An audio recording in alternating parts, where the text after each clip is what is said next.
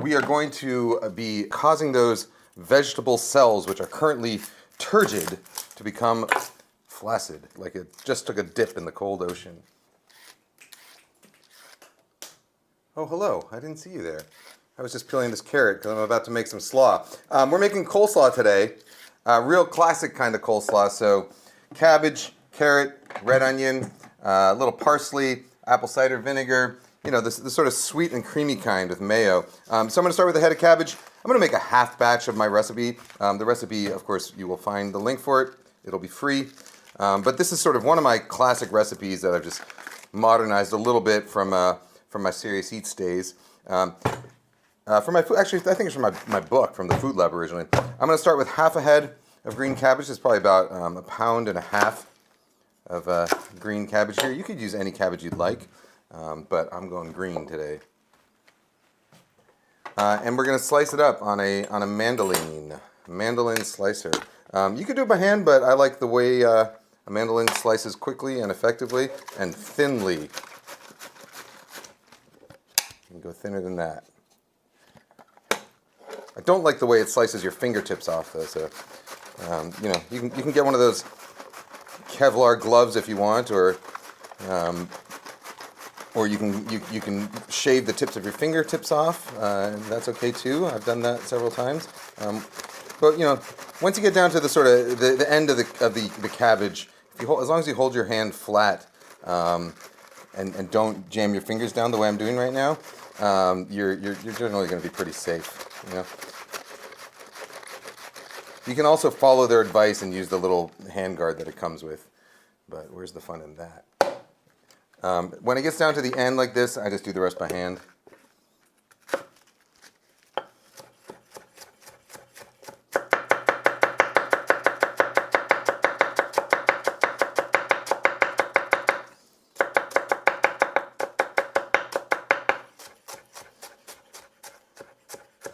All right.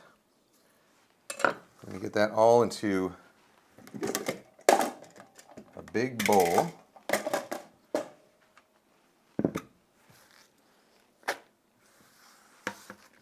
And it's going to look like a large volume of stuff to begin with. But we are going to be causing those vegetable cells, which are currently turgid, to become flaccid through the means of osmosis. And it's going to reduce down in size. Like it just took a dip in the cold ocean. We're going to take our red onion, same thing, nice and thin. I always like using red onion for slaw just because I like the pretty color. But you could honestly use, you could use white onion, you could use scallions, you could use... A yellow onion tends to be a little bit, a little less flavor. I find, red onions are a little bit sweeter and a little bit sharper. All right. And finally, a carrot that we're going to grate on the large holes of a box grater. Peeled carrot. You don't have to peel a carrot, of course. You can, if the carrot is clean enough, if it's coming from that, all that, that nicely cleaned dirt. You can do that if it appeals. All right, into the bowl we go. All right, so now at this point, what we're going to do is we're going to season it pretty heavily. So quite a fair amount of sugar, about 3/4 cup of sugar. Don't worry, we're not going to leave all that sugar in there. And a couple tablespoons of salt. The idea here is that the salt and the sugar, when we toss it around with the cabbage and the onions and the carrots, it's going to draw water out of the cells. And so these vegetables are going to get a little bit limper. They're still going to retain their crunch, but they will lose their structure, and they'll start to soften up. And we're going to be able to drain away that liquid. We'll rinse off all that excess salt and sugar. We'll drain away the liquid, and then we're going to wind up with sort of concentrated vegetables that we can then dress. Because I don't know if you've ever done this before, but if you've ever made coleslaw just by taking your your cabbage or your carrots and your onions, or whatever vegetable you're using, and you dress it, and you let it sit there, and it looks great. You know, it looks nice and creamy and fresh and great. And then like 5 minutes later, you end up with like half the amount of coleslaw sitting in like a pool of coleslaw liquid. That's because all those vegetables are expressing liquid as they sit there because of the high concentration of solutes on the outside of them. So you want to get them to express their liquid before they have a chance, before they get into the salad. You know, you want to, like Madonna, you want them to express themselves. All right, so that's going to take about 5 minutes to do. And in the meantime, I'm going to mix together a little dressing. So my dressing is going to be mayo. I'm going to do about, for half a head of cabbage like that, about 6 tablespoons of mayo. I'm using my friend Molly Baz's AO mayo, which is really good. And it comes in 4 flavors. This is not like a paid endorsement or anything. She is a friend of mine. She did send me this mayo, but I tasted all of them and they are fantastic mayos. Creamy and tangy and really, really good. A little bit of Dijon mustard and a couple tablespoons of cider vinegar. A very solid amount of black pepper. I always think coleslaw needs plenty of black pepper. If you wanted to, you could add something like celery salt in here also. I know some people like celery salt in their coleslaw. If you're from Maine, you could add some dried blueberries, which is a thing they do there, you know. A little bit of sugar. And that is about it. I will add a little bit of parsley here as well. I often add parsley. I like the way it tastes in there and the way it looks in there. Today I'm adding the dill just because I had some in my fridge. But, you know, really, you could do whatever you feel like. Today we're having there's a 2-for-1 dill on herbs. All right. It's going to go right in there. Okay, so at this point, it's been a few minutes. If you pull this away and do a little squeezy there, you can see how much liquid has already come out. So that's all liquid that would have been diluting your coleslaw. So at this point, it is very, very sweet and sugary.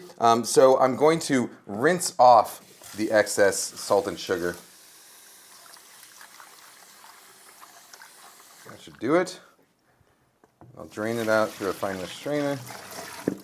At this point, what you could do is you could take this and squeeze it in a dish towel if you want, or you can do what I'm going to do, which is just put it in a salad spinner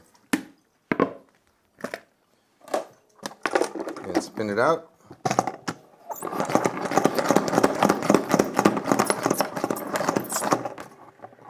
Give it a little spin dry.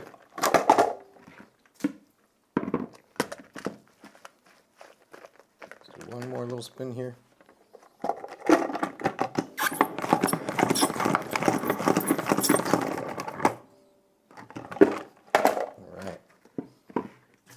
All right, so we're drained, our excess moisture is out, and so we're ready to dress.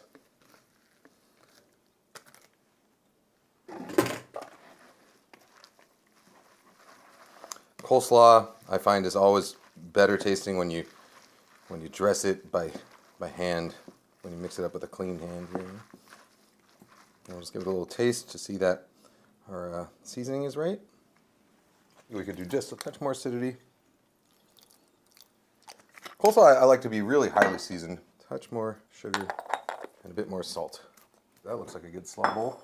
I'd say that's slaw bowl. That's slaw bowl. Here's our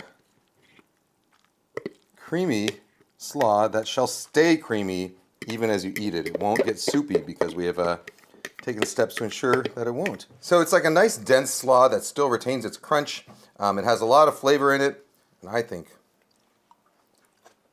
that would go well on any summer picnic table. Classic coleslaw.